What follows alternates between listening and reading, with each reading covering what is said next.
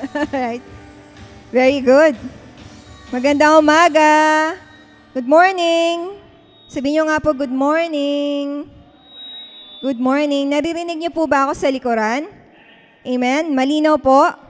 Praise the Lord. Amen. Sino po excited ngayong umaga?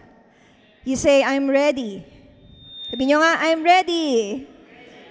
Praise the Lord. Sabihin mo nga sa kaliwa mo, hey, be ready. English. Alright, ayan po. Tayo po ay nasa pangalawang linggo na ng taong 2024 and we are grateful po sa ating Diyos because, amen, binigyan po tayo ng napaka-wonderful na 2023. Amen? At dahil po nasa pangalawang linggo na po tayo, nais ko pong imbitahan ng lahat because every first Friday of the month, we are having our Seek First 2023. Di lang po yun, we're encouraging everyone to pray. Manalangin po tayo, mag-seek tayo this month. And later on, we'll be having our prayer assembly. Magpipray po tayo corporately. Yun po ang gagawin natin ngayong buwan. Magsisik po tayo sa ating Diyos. Amen? But before that, can we all close our eyes and let's pray. Manalangin lang po tayo saglit. Aming Diyos, we pray for Holy Spirit to move in this place. And we pray, Lord, that you prepare every heart this morning. Ano man ang mensahe mo, Panginoon, sa amin, hayaan mo, Panginoon, na mag-grasp namin ito, O Diyos, at hayaan mo mabuksan na aming puso, Panginoon, sa iyong kalooban. Maraming pong salamat. We bring back all glory and praises to you. In Jesus' name, let's say amen and amen. Okay. Praise the Lord. Okay. Every time po na magpapalit po ang taon. Amen? Tayo po ay, most of us, we are doing, New Year's resolution. Ginagawa natin yan. But ang gusto ko po pag-usapan po natin ngayong umaga is that, paano ba natin sisimulan ang ating taon ng tama? That's the question. How to start the year right? Yan po. Now, let me start this preaching or this message with this question. Yung question po na, what's first in your life? Are you here? Again, the question is, what is first in your life? Ano ang una sa iyong buhay? Next slides. Okay, what's first in your life? Mahalaga po na during this month or this moment of the year po, amen, tinatanong natin yung ating mga sarili. Ano ba yung una sa buhay ko? Ano ba yung inuuna ko? Amen? Sabihin mo una. Okay? Una ba yung misis ko? Una ba yung boyfriend ko? Una ba yung girlfriend ko? Una ba yung negosyo ko? Una ba yung career? Una ba yung pera mo? Una ba yung love life? Ano yung una sa buhay mo? That's the big question. What is the first or what's first in your life? Definitely, kung ano po yung tingin po natin na mahalaga sa buhay po natin, yun po ang uunahin natin. Amen po? Inuuna natin yung mahalaga po sa buhay natin. Tama? Say amen. And we always consider first that which is most important or valuable to us. Definitely, yun ang uunahin mo, kung ano yung mahalaga. Pag nakita mong mahalaga, uunahin mo yan. Pag nakita mong importante yan, uunahin mo yan. Lahat po tayo dito nagpa-prioritize, tama ba? Kaya lang ang tanong natin, tama ba yung order ng priority mo? That's the big question. May inuuna ka, pero tama ba yung priority? O tama ba yung order ng iyong priority? Importante ang priority. Amen? Dahil kapag tama po ang order ng priority, maayos ang takbo ng buhay po natin. Say amen. Kaya napakaganda po ng title ng mensahe natin today. At ang title po natin ngayon is First Things First. Sabihin mo nga, First Things First. Yan po ang title ng topic natin ngayong umaga.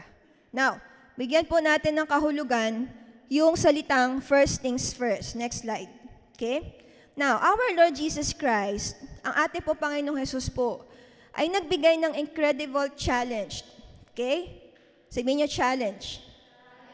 Si Lord Jesus Christ, He gave an incredible challenge and He backed it up with incredible story to people of His day. So makikita po natin, doon po sa verse, yung challenge at yung promise. Sabihin mo challenge.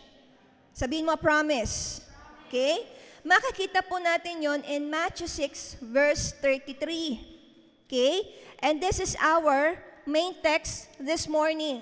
Matthew 6 verse 33. Now let's open the verse. Wala tayong mapag-uusapan, kundi yung verse lang. Try natin i-exegete ito. Try natin pag-aralan yung Matthew 6 verse 33. Amen? Sundan niyo po ako sa mata. Let's read Matthew 6:33. But seek first His kingdom and His righteousness, and all these things will be given to you as well. Again, ulitin natin. But seek first His kingdom and His righteousness, and all these things will be given to you as well. Now, this verse po, it came from the very lips of Jesus Christ. Ang tanong ko, sino po ang kausap ng Panginoon nung panahon yan? Okay? Ang Diyos po ang may sabi nito, Matthew 6:33. Pero ang tanong natin ngayon, Pastora, sino po ang kausap ni Jesus Christ nung panahon niya na yan? Okay? Ang kausap po ng ating Diyos nung panahon yan ay ang kanyang fellow countrymen. Sino po ang kausap?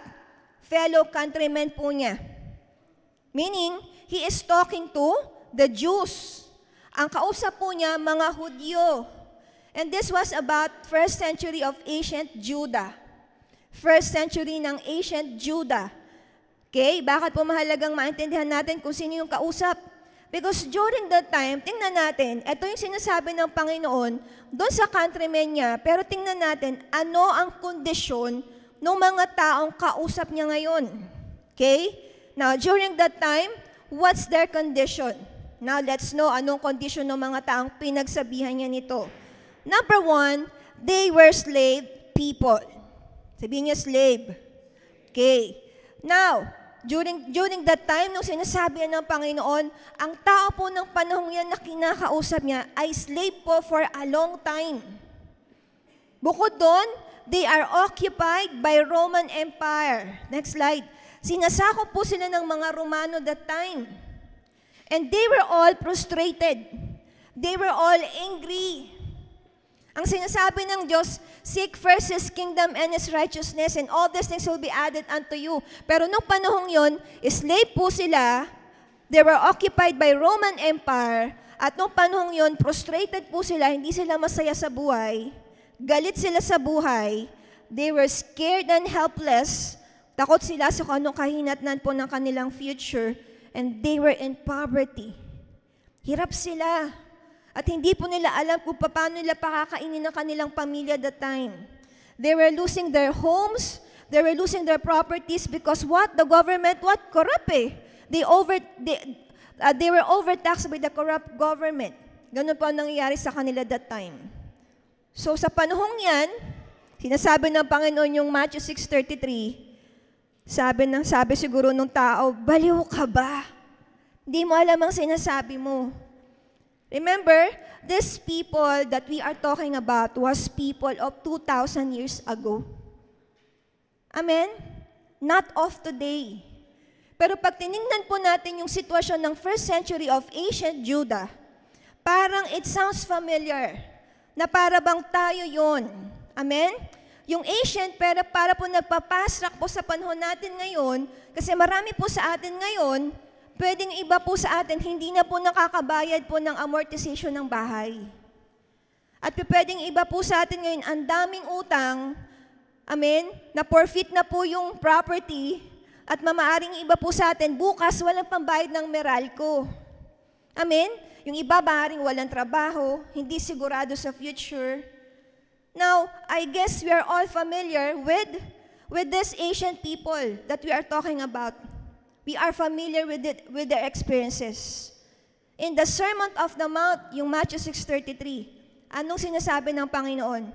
Matthew 6:33, Jesus was assuring these people. Sabi niya, alam ko ang pangangailangan ninyo, but Jesus now was assuring them that all their needs will be met, that all their needs will be provided by the Father in heaven. If they would do one thing. Anong one thing? Sabi ng Panginoon, lahat ng kailangan nyo ipoprovide ng Diyos sa langit. Pero kailangan kayong gumawa ng isang bagay. Ano daw yung bagay na yon? Put God first. Sinong uunahin? Ang Diyos. Nagbigay ngayon ng Panginoon ng kumpiyansa sa mga tao na lahat ng pangangailangan nila ibibigay ng Diyos. Pero merong kondisyon. Ano yun? Ang kondisyon ng Panginoon, kung uunahin niyo ako. Yan ang kondisyon. Para maayos ang buhay ninyo, anong kondisyon? Unahin niyo ako. Amen? Say amen. Amen. Look at this. Now, these are the things we worry about in life. Okay, amen? Tignan nga natin yung mga pinag-aalala po natin sa buhay. Look at this.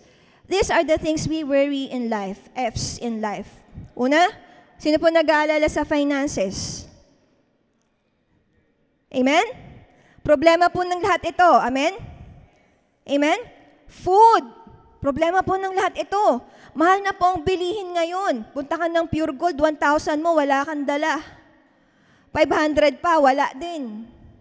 Plastic maliit. Diba? Dati, 1,500 pag nag-grocery ka, hindi ka magkamayam ng dala-dala. Ngayon, wala nang halaga. Fitness. Dito, ang dami gustong mag-lose ng weight, magpaganda ng katawan. Problema, fashion. Problema, ano isusuot. Problema, ang future. We're so uncertain. Kaya during the days of Jesus Christ, yan din ang inaalala ng mga tao noon. Na kung tutusin, ang warning po ni Jesus Christ, sa verse 24 pa lang po, bago dumating ang main text is this. Ano sabi niya? Matthew 6 verse 24. Sabi doon, no one can serve two masters. Either you will hate the one, or you will love the other.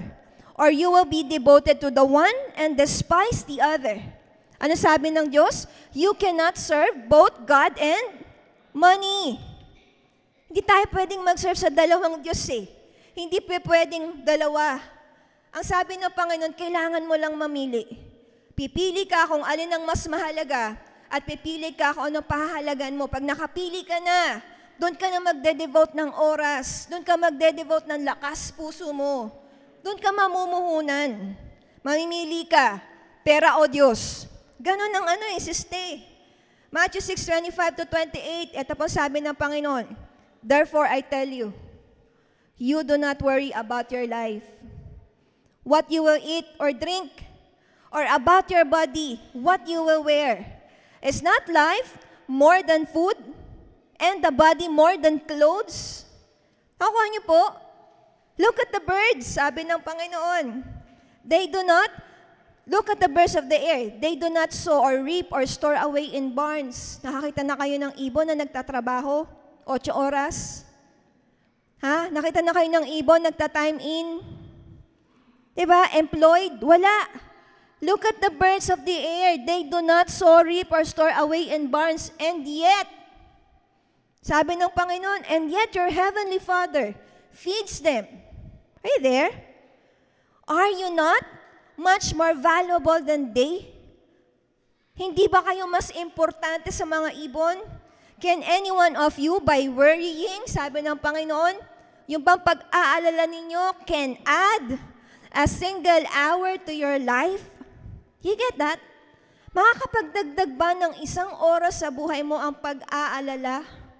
Ang sabi ng Panginoon, and why do you worry? Sabi niya, about clothes. See how the flowers of the field grow. They do not labor or spin. Amen?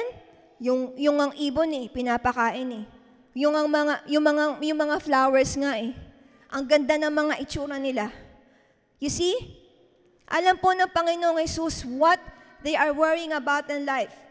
They worry about what to eat, what to drink, what to wear. They worry about their body, about their clothes, about their future.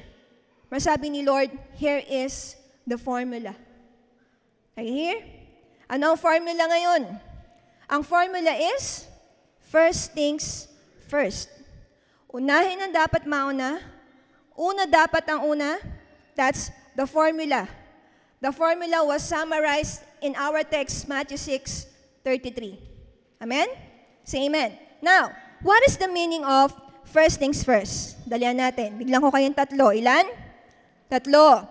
Una, ang ibig sabihin po niyan is that, number 1, first things first means we must set proper priorities. Sa Tagalog, Kailangan, kung meron akong priority, dapat nasa tamang order yung priority ko. Pagka gusto kong unahin ng Panginoon talaga, if I wanted to put God first really in my life, ito una kong gagawin. Aayusin ko yung mga priority ko sa buhay. Say amen. Amen? Now, if your priorities, look at me church, are not in order, pag wala sa order ang priority po natin sa buhay, your life will not be in order. Say amen. Tama ba? If your priorities are not right, pag hindi po tama ang priority natin, your life won't be right as well. Kaya simple po ang simple basic principle, ang simple po ng formula. Pag wala sa order ng priorities, ang order ng buhay, wala din. Kaya dapat alam mo yung priority mo. Bakit? Ayan o. Amen? Tinuro ni Jesus Christ yung formula. At ang formula is, seek first His kingdom. Matthew 6:33. Seek, sabihin nyo, seek. But seek first His kingdom. Yan ang formula. Tingnan po natin. Now, tingnan nyo po yung word na seek. Ang laki. Posibleng din nyo makita. What is the meaning of seek? Tingnan po natin yan. Pagka sinabing seek, to actively pursue or to go after. So pagka sinasabi nating seek, ito daw po yung dapat active at continuously po nating ginagawa sa ating buhay. Active. Iba po ang active sa passive, tama? Kapag ka sinabi nating active, continuous mo patuloy mong ginagawa yan sa buhay mo. Amen? That's why sabi ng Panginoon, seek me first. Seek me. Seek. So ang gusto ng Panginoon, seek natin siya. At ang gusto ng Panginoon, yung seeking natin ay active. Active na ginagawa natin at tuloy-tuloy na ginagawa natin sa ating buhay. You know, most people, they seek God only when they were convenient or when they are convenient. Amen? Nagsisik lang sa Panginoon kapag convenient sila. Or there are people seeking God kapag po nasa trouble na po sila. Hinahanap ang Diyos kapag libre. Hinahanap ang Panginoon kapag hindi busy. Hinahanap lang ang Diyos yung iba pag may problema na. Ang dami nagsisik ng kukumpleto sa buhay po nila. Bago pa dumapo sa isip po nila na ang Diyos dapat ang kanilang unang hinahanap. Na ang Diyos dapat ang unang nilang sinisik. Kailan magsisik ang tao sa Diyos? Kapag broken-hearted. Nagsisik ang tao sa Diyos kapag bigo na sa pag-ibig Amen? O kaya nagsisik sa Panginoon kapag wala nang mautangan. Nagsisik sa Lord pag may sakit na. Pag nasa trouble na, magsisik na yan. Pero hindi po yan ang tinuturo ng Biblia. Christian life, look at me church, is more than accepting Jesus as the Lord. Kung akala mo, tinanggap mo na ang Panginoon bilang Panginoon tagapagligtas mo, if you think you have accepted Jesus as your Lord and Savior, hindi lang ganun ang Christian life. But Christian life is about what? Is seeking the Lord. This is about actively or going after Jesus Christ. Di ba? Say amen. Dapat tuloy-tuloy ang paghahanap po natin sa Panginoon. Kung dati adik ka sa salita ng Panginoon, iba adik sa Word of God, ngayon adik na sa karera. Men, yung ilan, di ba? Mahirap. Baka may masabi pa akong pangalan. You see, God longs for our intimacy. God longs for intimacy with us. Gusto ng Panginoon, close tayo sa Kanya. And if you will draw near to God, if you will bring yourself to Him, kapag binitbit po natin ang ating sarili po sa presensya ng ating Diyos, even in the midst of difficulties and trials, ang gagawin ng Panginoon, He will draw Himself to us. Bakit? Yun ang longing ng Diyos Ang longing po ng Panginoon, intimacy with us Amen?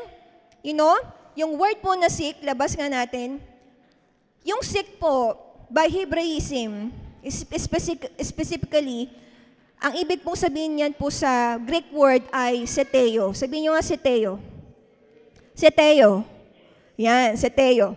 Yan po ang Greek word niyan. Ibig sabihin, yun ang kanyang original text, original meaning.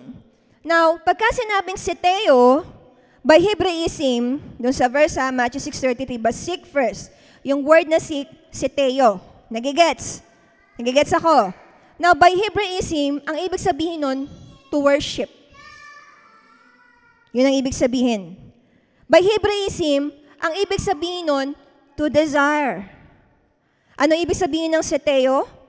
To worship, to desire. Say amen. Nagigets? Ibig sabihin ng seek first is to desire God, to worship God. Ang ginawa ng Panginoon, dinugtungan po niya ng time-bound. Dinugtungan pa niya ng word na first, but seek first. But seteo first. Nagigets? But seteo first. But worship first. But desire first. O lagyan ko ng noun. But seteo first God. But worship God first. Nagigets? But desire God first. But seteo God first. Gets nyo? Yun ang Greek word nun eh. Say amen. Anong analogy po? Ay, nako. Meaning, pagka sinabing seek first His kingdom. Pag sinabing seek first, but seteo first the kingdom of God. Meaning, to worship God first, to desire God first, nilagyan ng time-bound, hindi mo gagawin ang seeking mo before, hindi mo gagawin ang seeking after eh. But you're gonna do seeking what? Before everything. Kasi dinagdagan ng first eh. Nakakuha nyo? Dinagdagan ng time-bound. Amen? Ang seeking hindi ginagawa pagkatapos ng lahat ng bagay. No. Ang seeking po ginagawa bago ang lahat ng bagay. Kasi first eh. Say amen. Do you get that? Say amen. The first priority of your life. Okay? Para tama priority po natin sa buhay. Our first priority is to seek God.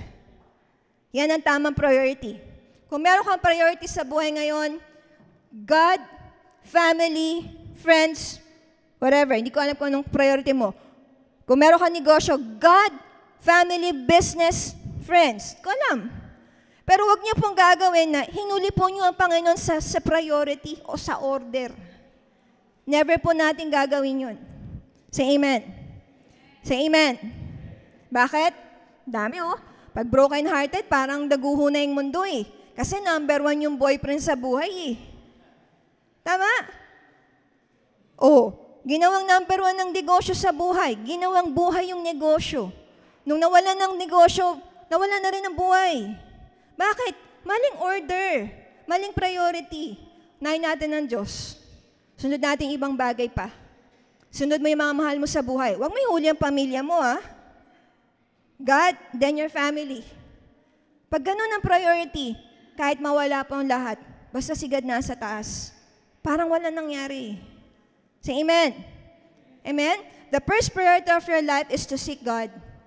To seek the kingdom of God. Now, when we seek the kingdom of God, definitely, pag may kingdom, merong king. Sabi niyo, king. Ito dapat nating maunawaan eh. When we seek the kingdom of God, we seek the king. Say amen. Hanapin muna natin pagharian tayo ng hari. And first things first means what? Putting God first. It's about putting Him first above everything or in everything. Amen? Ang Diyos natin, hindi lang gusto ng lugar sa buhay natin. Amen? Nagdadatingan na sila. Yung mga mga top 1 pong maiingay. Andito na. Grabe. Masayang-masaya po kami. Parang siguro po sa langit, sa dami po ng mga angels doon, baka maiingay din. Naghihiyawan din yung mga angels doon siguro. Amen? Para po tayong nakakarinig ng angels eh, pag dumadating yung ating mga babies. Amen? So ang gusto ng Panginoon, Jesus wants us to be first. Jesus wants to be the first above all else. That's number 1. Amen? Anong gusto ng Panginoon? Una siya. Dapat unahin natin siya sa order. That's number 1. Number 2, 3 lang. Pangalawa. Tama ba yung oras ko? First things first means we must seek personal purities. Yan. Pagka sinabi natin, first things first, hindi lang natin inaayos yung order ng buhay natin.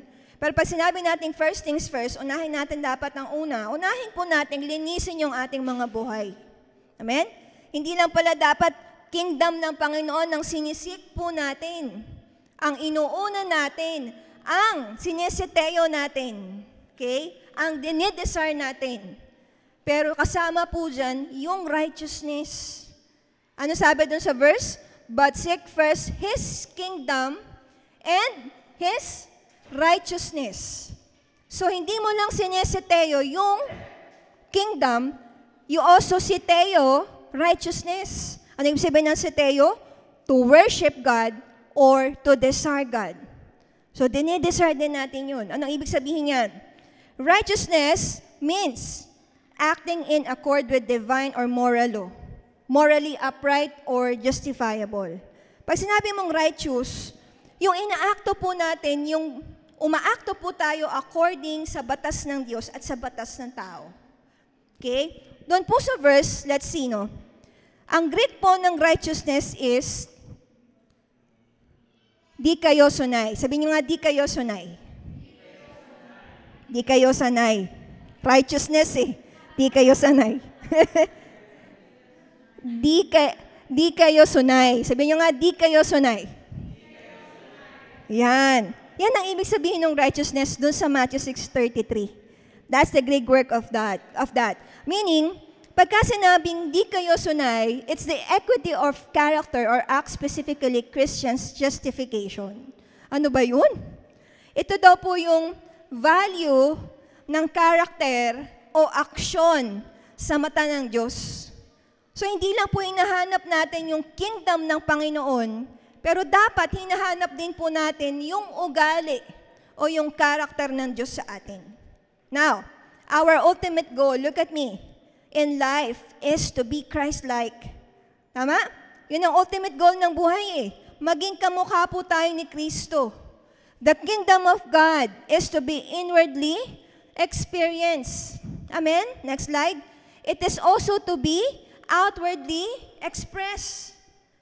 So, ang gusto ng Panginoon, dinesire mo yung paghahari ko sa buhay mo. Amen? I-desire mo din yung paghahari ko ay makita sa'yo. Kingdom of God is to be experienced inwardly. Pag naranasan mo ang Diyos sa loob, lalabas po yan. It will be an outward expression. Amen? Hindi mo lang yan mararanasan. Pero hindi mo lang yan mararamdaman, pero mararanasan at mararamdaman din ng mga taong nakapaligid sa iyo. Say amen. Hindi mo lang yan nararanasan, nararanasan ko yung presence ng Panginoon. Amen? Pero ito dapat daw pala ay nararamdaman ng mga pamilya natin. Nararamdaman ng kaklase mo, ng ka-office mate mo. Amen? Yung presence ni Lord, naramdaman mo, pero nararamdaman din nila sa pamamagitan mo. Because a man's character, look at me, is simply the outward expression of whatever is controlling him inward. Kung ano ang nasa sa loob, lalabas. Tama? Say amen. Kung ano yung nasa puso, lalabas sa bibig. So ano dapat ang nakakita? So dapat nakikita po ang kaharian ng Panginoon sa atin.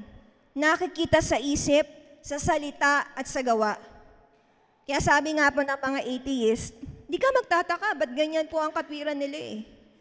Sabi ng mga atheist, if you want me to believe in your Redeemer, sabi ng atheist to look like a little bit redeemed. Sabi ng atheist, gusto mo akong maniwala sa inyo? Ipakita mo muna sa akin kung paano maging Kristiyano. Amen? If you want me to believe in your Redeemer, look a little bit redeemed. Kahit konti lang, sabi ng atheist. Diba? Sabi natin, ligtas tayo. pero umaarte po tayo na parang hindi tayo ligtas. Sabi natin, born again tayo. Pero kung magsalita po tayo, para tayong walang Diyos. Amen? Sabi mo lang, pero hindi nakikita sa buhay mo. The real mark of a Christian is that he makes it easier for others to believe in God. Tama? Huwag po nating pahirapan yung kapitbahay natin, even yung mga kapamilya po natin, na mapalapit sa Panginoon. Kasi dapat tayo po ang dahilan. Bakit sila lumalapit sa Diyos? Dapat ang buhay po natin ay naka-a-attract sa kanila. Dapat ang buhay po natin nakaka-inspire at nakaka-engganyo po sa ibang tao na lumapit din sa Panginoon at hindi lumayo. Matthew 5 verse 6, Blessed are those who hunger, blessed are those who thirst for righteousness, for they shall be filled. Are you here? Ito po pala ay kinauuhawan din dapat. Yung righteousness ng God dapat kinauuhawan mo, kinagugutuman mo din. Kasi bakit? Yung righteousness po natin, walang kwenta. Hindi po natin kayang maging matuwid ganang sarili po natin without God. Di mo kayang maging mabait apart from the Lord. You cannot, what? You cannot be righteous without God. Amen? No one is righteous. Actually, no one is perfect. Ang original righteousness po natin, nung di pa nakakapasok ang kasalanan, perfect po talaga ang creation ng Diyos sa atin. Not until the fall of man came. Nung pumasok ang kasalanan sa tao, yung righteousness na yun was lost. But now it was restored through Jesus Christ. Paano na-restore yung righteousness ko? Na-restore dahil sa Panginoong Hesukristo. Kaya hindi tayo matuwid ganang sarili natin. Matuwid tayo dahil sa Panginoong Jesus. Yung righteousness po natin walang kwenta. Say amen. Amen? Okay, 2 Corinthians 5:21. For He made Him who knew no sin to be sin for us, that we might become the righteousness of God in Him. Again, yung righteousness po, imputed yan Pinutong yan sa'yo. Kaya ka mabait, hindi dahil mabait ka. Mabait ka dahil sa Panginoon. Tinutulungan ka ng Diyos maging mabait. Tinutulungan ka ng Diyos maging matuwid. Pero kung ikaw lang, hindi mo kayang maging matuwid ng sa'yo lang. Say amen. Yakin po natin na ang righteousness natin, okay, hindi ang nakikita po sa atin, hindi righteousness natin. Pero ang nakikita po sa atin, righteousness ng God. Bakit? Righteousness ni Lord, eto, look at me, church. Sabi ng Panginoon, righteousness niya, patawarin mo yung dapat mong patawarin. Pero righteousness natin, saka na. Hindi ko pa yung kayang patawarin, hindi pa ako ready. Righteousness ni Lord, eto, mahalin mo yung kaaway mo, mahalin mo yan. Righteousness natin. Naku, ayoko nga mahalin yan. You see? Bakit dapat nating, narinig nyo na, bakit natin dapat isik ang righteousness ng God? Kasi yung righteousness ng Panginoon, tama. Pero yung sa atin po, walang kwenta. Amen? Say amen. Ano yung una? Set proper priorities. Pangalawa, seek personal purities. Pangatlo, last. Samaan ako ng banda. First things first means we will see the promised prosperity. Ano sabi dun sa verse? But seek first His kingdom and His righteousness. Tapos, yung sumunod po na verse dun, all these things will be given to you as well. That's it. Okay? Yun po ang sabi. Ang ganda po ng pangako ng Panginoon dyan. Na ang sabi niya, pag inuna mo ako, ang sabi ng Panginoon, ang sabi ng Diyos, pag inuna mo ako, all these things will be given to you as well. Ang tanong, look at this church. What are all these things? Amen? What is He referring to? Anong ibig sabihin ng Panginoon? Lord, all? Ibig sabihin, Panginoon, lahat ng gusto ko, ibibigay mo, basta unahin kita. Ganun ba? Sa tingin nyo? Ang ganda, di ba? Wow! All. But He is not referring to, kasi pag inisip natin, all, kahit anong gusto ko But God is not referring to kahit ano ba yan? Hindi po ganun. But God is referring to all that we are worrying about. Are you here? What are these things that people worry about? What are these things that we worry about so much? Diba? We worry about our finances. We worry about food, our fitness, our fashion. We worry about our future. Sabi ng Panginoon, why worry about life? Diba? Isa-isahin natin. Binanggit ng Panginoon. Do you worry about this? Labas mo nga. Do you worry about finances? Ano sabi po sa Matthew 6:20? Sabi doon, next slide, lay up treasures in heaven. Amen? Nag-aalala kayo dito. Sabi ng Panginoon, huwag kayong mag-ipon dito, mag-ipon kayo sa langit. Hindi ko kailangan ng pera ninyo. Sa totoo lang, sabi ng Diyos. Sukatan ng puso yan. Saan ka mag-ipon? Sa panahon ngayon, may hirap ang buhay. Malapit na dumating si Lord. Walang kwenta ang kayamanan natin ngayon. Hindi nyo na kailangan yan. Kailangan ninyo. Alam ninyo kung saan yung kalalagayan ng mga kaluluwa ninyo. Lay up treasures in heaven. Pangalawa, sabi ng Diyos, do you worry about food? Sabi ng Panginoon, is not life more than food? Sino dito nakakain 3 beses sa isang araw? 4 pa nga. 5 pa, 6 pa. Hindi ba? Pinagkukulang ba tayo ng Panginoon? Yung mga ibon nga di sila naghahanap buhay, kumakain sila Diba ganun ka din? Minsan wala kang pagkain, may darating na pagkain. May darating na biyaya, may darating na blessing, hindi ba para ka rin ibon? Na wala ka namang ginawa, pero dumadating ang pagkain sa'yo. Tama? Ano, nag-aalala ka ba sa fitness? Next slide. Do not worry about your body. Okay na yan. Okay na to. Wag nang i-goal. Bawal magpapayat ngayong taon. Wag na. Masarap ko. Amen? So dito lagi nag-aalala. Can you add a single hour to your life by being anxious? Alala ka ng alala. Nadagdagan ba yan ng 1 oras ang buhay mo? Sino to? Do you worry about this fashion? Sabi ng Lord, do not worry what you will put on. Amen? Consider the lilies and the grace of the field.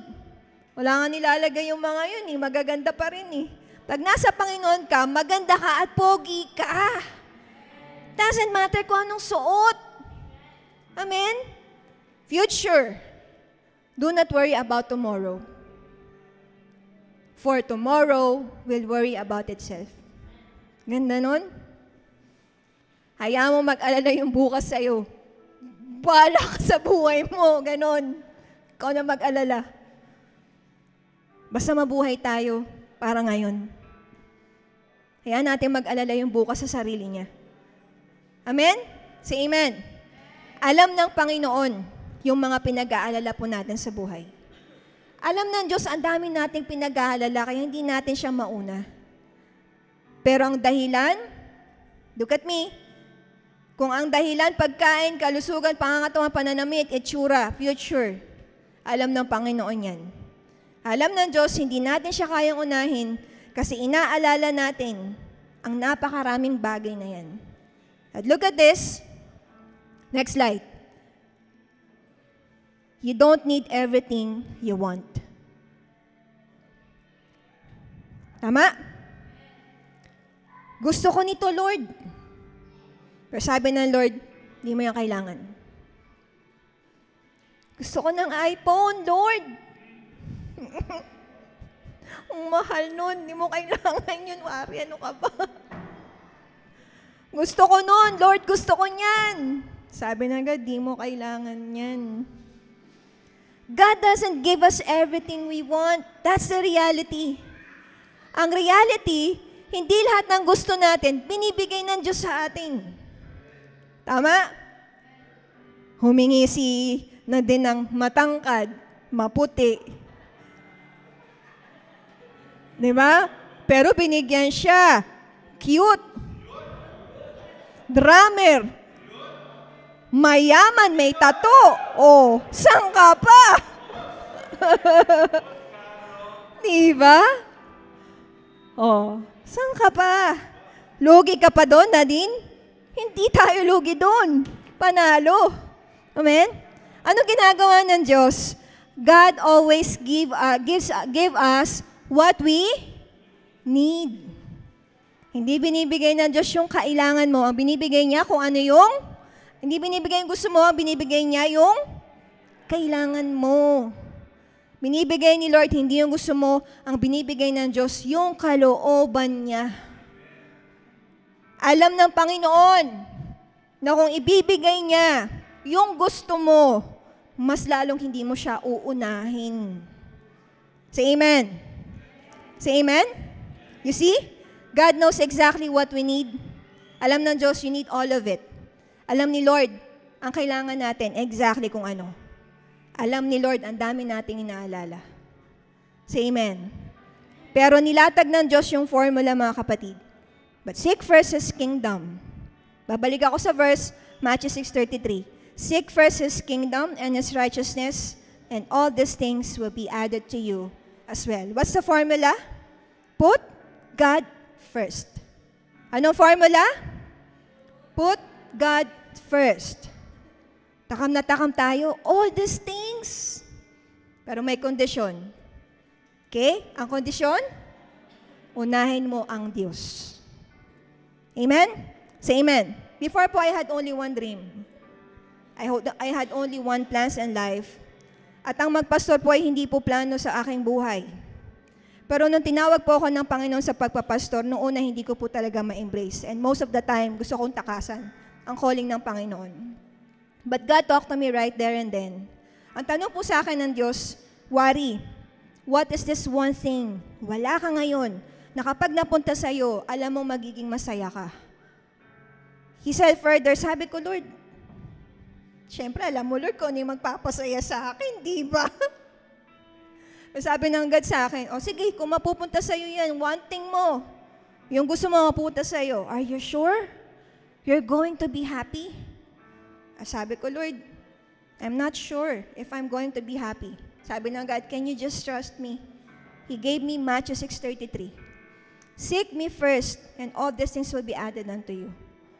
Saka ko pa lang po na-embrace yung purpose po ng buhay ko. And my purpose is to ultimately love Him with all and love His people, making in them a Christ-like disciples. Until today, God took care of all my need. May want ako, pero alam ng Diyos yung pangangailangan. Alam ng Diyos yung kailangan ko. Lahat ng needs ko po, sinupply po ng Panginoon. At walang gusto ko po ang nasunod. Dahil kung binigay po siguro ng Diyos yung gusto ko, baka po hindi nangyari yung gusto niya sa buhay ko. I thank God for not giving what I want. Ganto tayo Lord, I ask for strength. Pero ang Diyos natin, ganito gagawin. God will give you difficulties to make you strong. Tama po? Nag-ask tayo, Lord, bigyan mo ako ng wisdom. Parang gagawin ng Panginoon, God will give us problems to solve para umandar yung wisdom po natin sa buhay. I ask for courage, and God gave me dangers to overcome. Nag-ask ako for love, parang ginawa ng Panginoon, binigyan niya ako ng mga troubled people to help and to practice love. Ganun. Same thing with all of us today. Lord, hindi kita kayang unahin kasi ang dami ko pang gustong gawin sa buhay ko. Ang dami ko pang cares, ang dami ko pang dreams. Lord, paano yung future ko? I cannot just let it go. Pero ang gusto ng Panginoon is this, Nak, unahin mo lang ako. Pagkatiwala mo lahat sa akin. Hindi kita ihuhuli. Amen? Say amen. Tatayo po tayo lahat and we will pray. And as we worship the Lord, I don't know what's in your mind. Hindi ko po alam kung ano po yung nasa sa puso po ninyo ngayong umaga. But as we worship the Lord, let's just honor God in this place. Let there be worship in this place and allow the Holy Spirit to move.